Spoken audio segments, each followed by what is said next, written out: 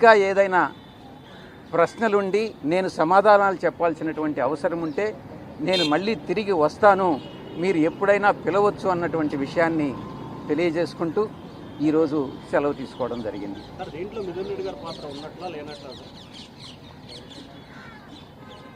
నాకున్న సమాచారం ప్రకారం మిథున్ రెడ్డి గారికి రేపు రమ్మని నోటీసులు ఇవ్వడం జరిగింది. ఈ ప్రశ్నని మీరు పివి మిథున్ రెడ్డి గారిని అడగండి.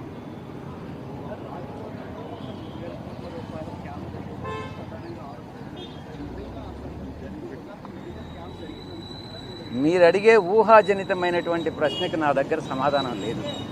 స్కామ్ అన్నటువంటిది జరిగిందా లేదా అన్నటువంటిది లిక్కర్తో సంబంధం లేనటువంటి వ్యక్తి నన్ను ఎలా జవాబు చెప్పమంటారు?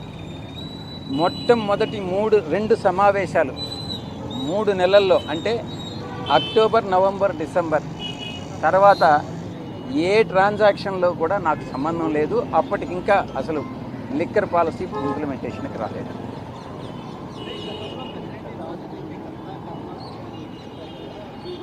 అప్పుడు ఆ రోజు చెప్పాను, ఈరోజు చెప్తున్నాను.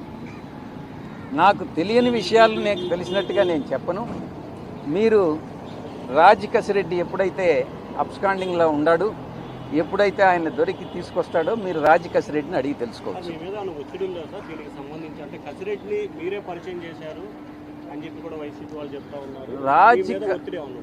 రాజ్ కసిరెడ్డిని పార్టీలో వ్యక్తులు నాకు పరిచయం చేయడం జరిగింది. 2017-18లో అనుకుంటా రాజ్ కసిరెడ్డి పార్టీలోకి వచ్చారు. అతను ఒక తెలివైనటువంటి క్రిమినల్, ఆ క్రిమినల్ మైండ్ సెట్ ఉండేటటువంటి వ్యక్తి. అంత క్రిమినల్ బ్రెయిన్ ఉంది అన్నటువంటిది తెలియక పార్టీలో పెద్దలందరూ కూడా పరిచయం చేస్తే నేను ఎంకరేజ్ చేసినటువంటి మాట వాస్తవం. నేను అబద్ధం చెప్పదలుచుకోలే. మొట్టమొదటిగా అతనికి ఎన్ఆర్ఐ విభాగం అప్పగించా. ఆ తరువాత సోషల్ మీడియా చూసుకోమని చెప్పా. ఆ తరువాత ఈ ప్రశాంత్ కిషోర్ గారు అక్కడి నుంచి వస్తూ ఉంటే ఆయన మనకు కన్సల్టెంట్గా ఉన్నప్పుడు ఆయనకు ప్రోటోకాల్ అంతా చూసుకోమని చెప్పడం జరిగింది. ఈ రకంగా పార్టీలో అతి ముఖ్యమైనటువంటి బాధ్యతలు అతనికి అప్పగించింది నేనే, ఎంకరేజ్ చేసింది నేనే.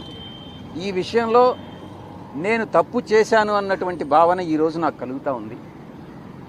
ఇంత దుర్మార్గపు వ్యక్తి ఏ రకంగా నన్ను మోసగించాడు అన్నటువంటి విషయం నాన్నే ఆశ్చర్యానికి గురి చేస్తుంది. ఎవరి నుంచి? మీరు అడిగే ప్రశ్న చాలా స్పష్టంగా అడగాలి. మీకు ఒత్తిడి వచ్చిందా అని కాదు, నాకు ఎవరి దగ్గర నుంచి ఒత్తిడి వచ్చింది అని మీరు భావిస్తున్నారు? ఆయన ముందు జవాబు చెప్తున్నారు. అంటే జనరల్గా మీరు ఆ పార్టీ నుంచి బయటకు వచ్చి ఉన్నారు కదా, సో మీరు గతంలో 5 సంవత్సరాలు అక్కడ ఉన్నప్పుడు ఏ ఎపిసోడ్ గురించి మాట్లాడలేదు, బయటికి రాగానే ఏ ఎపిసోడ్ గురించి చర్చ వచ్చింది. మీరే రాజ్ కసిరెడ్డి కర్త కర్మ క్రియ అన్నారు కాబట్టి, సో ఈ రాజ్ కసిరెడ్డి వెనక కొంతమంది పెద్దలు ఉంటారు కాబట్టి ఏమన్నా ఒత్తిడి వచ్చిందా అనే యాంగిల్ సార్, అంటే ఆ పార్టీ నుంచి ఏమైనా? 5 సంవత్సరాల పాటు మీరున్నారు, అతనితో కలిసి ఉన్నారు, అప్పుడు మాట్లాడలేదని అంటే అప్పుడు మీరు అడగలా, నేను జవాబు చెప్పలా.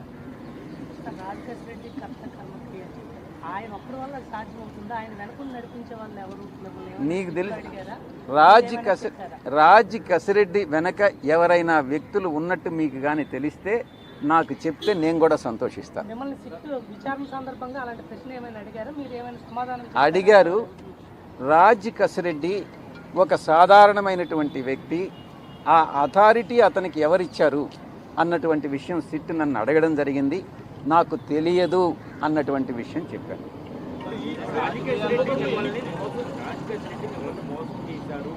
నన్ను మోసం చేయలే, పార్టీని మోసం చేశాడు, ప్రజలను మోసం చేశాడు. నాకు వ్యక్తిగతంగా అతను చేసినటువంటి మోసం ఏమీ లేదు.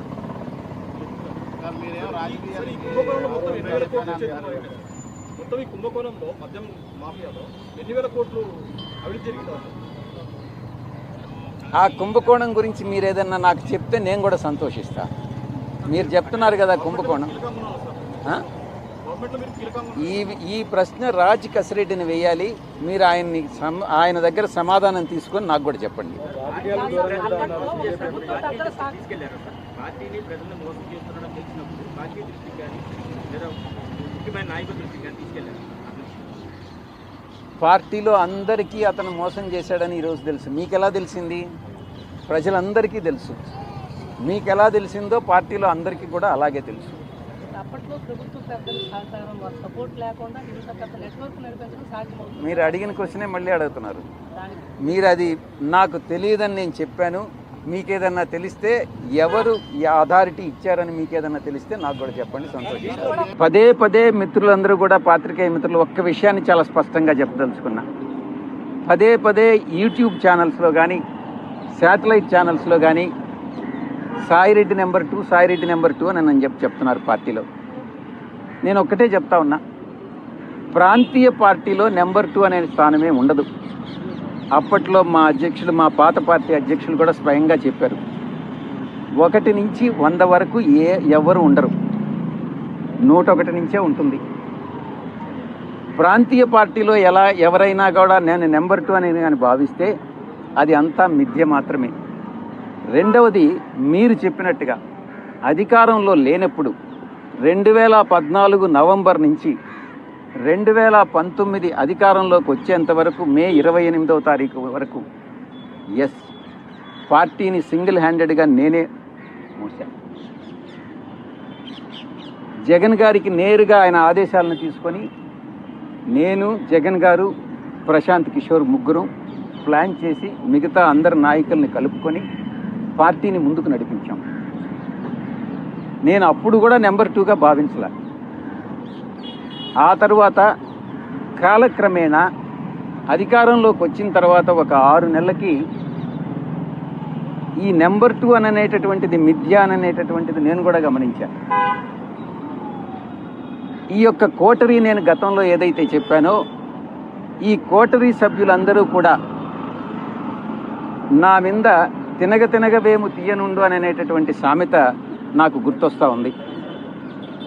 మా యొక్క నాయకుడికి, అప్పట్లో నాయకుడికి చెప్పి సాయిరెడ్డి ఒక వెన్నుపోటుదారుడు అవుతాడు, ఏ రోజైనా మీ యొక్క స్థానానికి ఆయన స్థానభ్రంశం చేస్తాడు అన్నటువంటిది ఆయనకి చెప్పి, నేనేదో కొన్ని వేల కోట్ల రూపాయలు దోచేశాను అన్నటువంటి అపవాదనంతా నా మీద మోపి, ఈ యొక్క కోటరీ ఆయన మనసును మార్చి నన్ను 2వ స్థానం నుంచి, మీరు అనుకునే 2వ స్థానం నుంచి స్లోగా తగ్గించుకుంటా నాకు ఇచ్చిన పదవులన్నింటినీ కట్ చేసుకుంటా వచ్చి నన్ను 2000 స్థానంలో నిలబెట్టింది.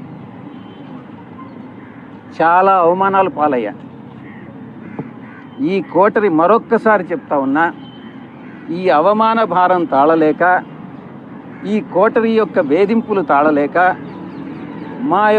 నాకు అప్పట్లో నా నాయకుడైనటువంటి జగన్మోహన్ రెడ్డి గారి మనసులో స్థానం లేదని గ్రహించి వేదన చెంది నేను పార్టీ వీడడం జరిగిందే తప్ప వేరే ఏ కారణం కాదు. మరొక్కసారి చెప్తా ఉన్నాను, మీరు ఈ రోజు కూడా ఈ యొక్క యూట్యూబ్ ఛానల్స్లో పార్టీలో నెంబర్ 2గా ఉన్నటువంటి వ్యక్తి విడిపోయాడు, పార్టీలో నెంబర్ 2గా ఉన్నటువంటి వ్యక్తి విశ్వాసఘాతకానికి పాల్పడ్డాడు, పార్టీలో నెంబర్ 2గా ఉన్నటువంటి వ్యక్తి జగన్మోహన్ రెడ్డి గారిని మోసం చేసి వెళ్ళిపోయాడు అని పదే చాలా న్యూస్ ఛానల్స్లో మా వాళ్లే కొన్ని రాయిస్తూ ఉన్నారు, మీరు కొన్ని రాస్తూ ఉన్నారు. దాంట్లో కొన్ని పెయిడ్ ఆర్టికల్స్ ఉన్నాయి, కొన్ని మామూలుగా మీరేదో ఆత్మసంతృప్తి కోసం మీరు రాసుకుంటా ఉన్నారు. నేను అధికారం వచ్చిన 6 నెలల్లో నా యొక్క 2వ స్థానం 2000 స్థానానికి పడిపోయింది. కాబట్టి దయచేసి నేనేదో నెంబర్ 2 స్థానంలో ఉన్నాను అన్నటువంటి విషయాన్ని మర్చిపోండి, తిరిగి రాయవద్దు అని మీకు అందరికీ కూడా విన్నవించుకుంటాను.